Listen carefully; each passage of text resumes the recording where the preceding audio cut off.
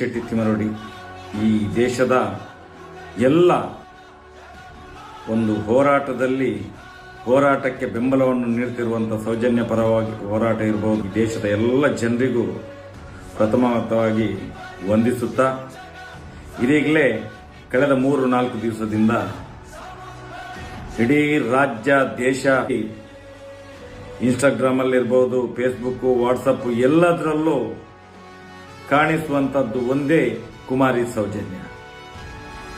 ಇದು ಕಳೆದ 13 ವರ್ಷದ ಹೋರಾಟದ ಫಲಶ್ರುತಿ. ಇವತ್ತು ಸೌಜನ್ಯಳು ಎಲ್ಲರ ಮನೆಯ ಮಾತಾಗಿ ಮಾತಾಡಲಿಕ್ಕೆ ಪ್ರಾರಂಭ ಮಾಡಿದಳು ಅಂತ ಹೇಳಿದ್ರೆ, ಇವತ್ತು ಮುಂದಿನ ದಿನಗಳಲ್ಲಿ ನ್ಯಾಯ ಬಹಳಷ್ಟು ಸನ್ನಿಹಿತವಾಗಿದೆ ಅನ್ನುವುದಕ್ಕೆ ಒಂದು ಉದಾಹರಣೆ. ಶಮೀರ್ ಅಂತ ಒಬ್ಬ ಹುಡುಗ ಒಂದು ವಿಡಿಯೋ ಮಾಡಿ ಬಿಡ್ತಾರೆ. ಅದರ ಬೆನ್ನಲ್ಲಿ ಏನಾಗಿದೆ ಅಂತ ಹೇಳಿದ್ರೆ, ಅವರಿಗೆ ಎಲ್ಲ ಈ ಅತ್ಯಾಚಾರಿಗಳ ಪರವಾಗಿ, ಈ ಕಾಮಂದರುಗಳ ಪರವಾಗಿರುವಂತ ಬೆದರಿಕೆ ಹೋಗ್ತದೆ.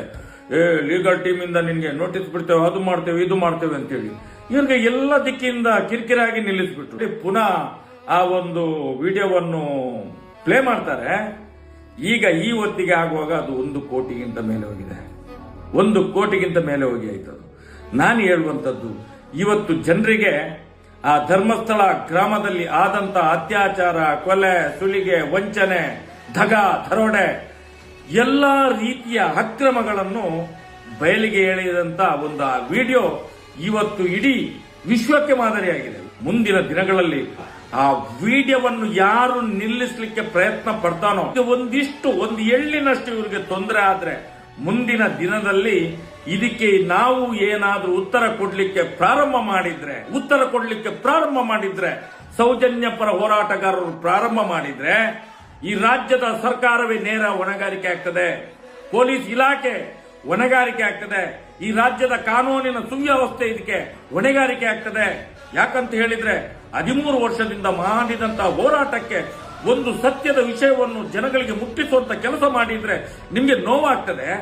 ನಿಮ್ಗೆ ಹಸಿ 17 ವರ್ಷದ ಹೆಣ್ಣು ಮಗಳನ್ನು ಅತ್ಯಾಚಾರ ಮಾಡಿ ಕೊಲೆ ಮಾಡಿ ತಿಂದು ತೇಗುವಾಗ ನಿಮ್ಗೆ ನೋವಾಗ್ಲಿಲ್ಲ? ನಿಮ್ಗೆ ಪಾಪಿಗಳಿಗೆ ಆ ಅಮ್ಮ ಮೌನ ಮುಂದಿನ ದಿನಗಳಲ್ಲಿ ಕ್ರಾಂತಿ ಆಗ್ತದೆ. ಎಚ್ಚರ ಇರಲಿ.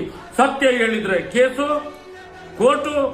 ಮುಂದಿನ ದಿನಗಳಲ್ಲಿ ಯಾರ್ಯಾರು ಅತ್ಯಾಚಾರ ಮಾಡ್ತಾರ ರಸ್ತೆಯಲ್ಲಿ ಬಂದು ಖಂಡಿತ ಹೇಳ್ತಾರೆ ನಾವೇ ಮಾಡಿದ್ದು ಅಂತೇಳಿ. ನೋಡ್ಬೇಕಾದ್ರೆ ಎಚ್ಚರಿಕೆಯ ಕರೆಗಂಟೆ ಇದು. ಈ ಸಮೀರ್ ಎಂಡಿಯ